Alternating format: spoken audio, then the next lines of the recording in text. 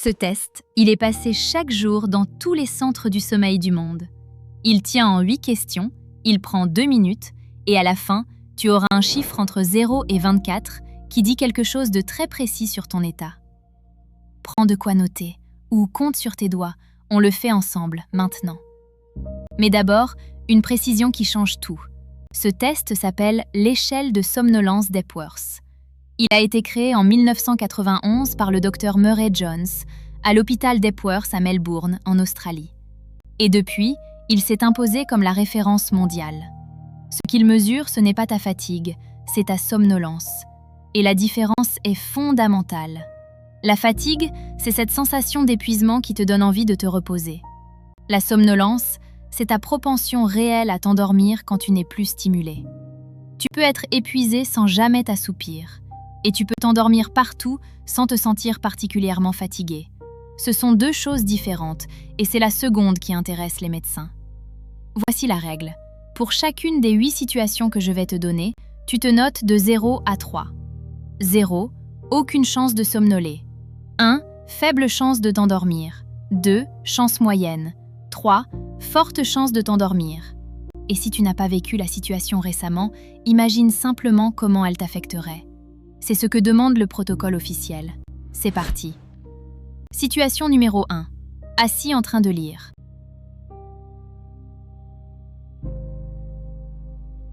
Situation numéro 2.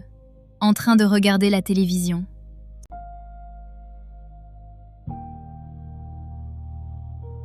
Situation numéro 3. Assis, inactif, dans un lieu public. Un cinéma, un théâtre, une réunion.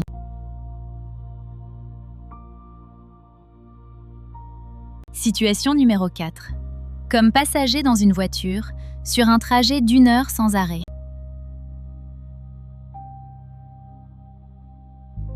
Situation numéro 5. Allonger l'après-midi pour te reposer, quand les circonstances le permettent.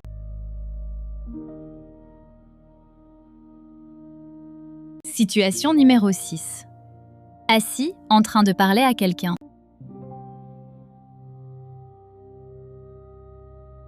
Situation numéro 7. Assis calmement après un déjeuner, sans avoir bu d'alcool.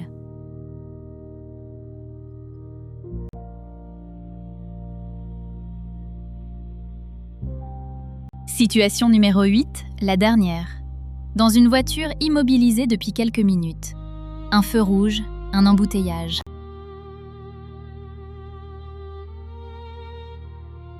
Voilà, maintenant, additionne tes 8 notes.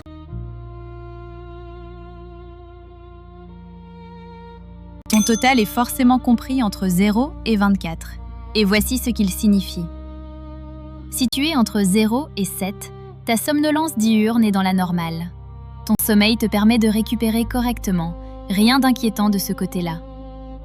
Situé entre 8 et 10, tu es dans une zone intermédiaire. Ce n'est pas pathologique, mais ton sommeil est probablement de qualité moyenne et clairement améliorable. C'est le moment d'agir sur ton hygiène de sommeil avant que ça ne se dégrade. Situé entre 11 et 14, là on parle de somnolence diurne excessive légère.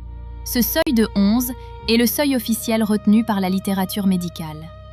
Une exploration du sommeil devient vivement conseillée. Situé entre 15 et 17, somnolence modérée. Un bilan chez un professionnel du sommeil est nécessaire. Et situé à 18 ou plus, somnolence sévère. Un bilan du sommeil s'impose rapidement. Et il y a un vrai enjeu de sécurité, notamment au volant. Ce n'est pas une formule en l'air, c'est ce que précisent explicitement les recommandations. Maintenant, 2 points d'honnêteté importants. Premier point, ce test est un outil de dépistage, pas un diagnostic. Un score élevé ne te dit pas de quoi tu souffres, il te dit juste qu'il y a quelque chose à explorer.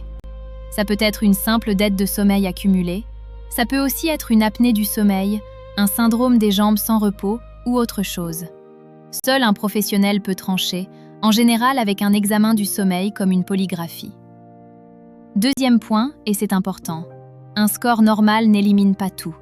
Les spécialistes le disent clairement, un Epworth dans la normale n'exclut pas une apnée du sommeil.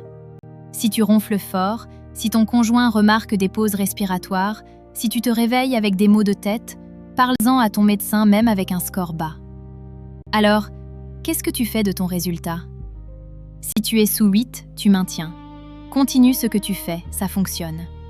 Si tu es entre 8 et 10, tu as une vraie marge de progression et elle est entre tes mains. Régularité des horaires, lumière naturelle le matin, chambre entre 16 et 19 degrés, écran coupé en soirée. Ce sont les basiques, mais ils marchent. Si tu es au-dessus de 10, prends rendez-vous. Pas dans 6 mois.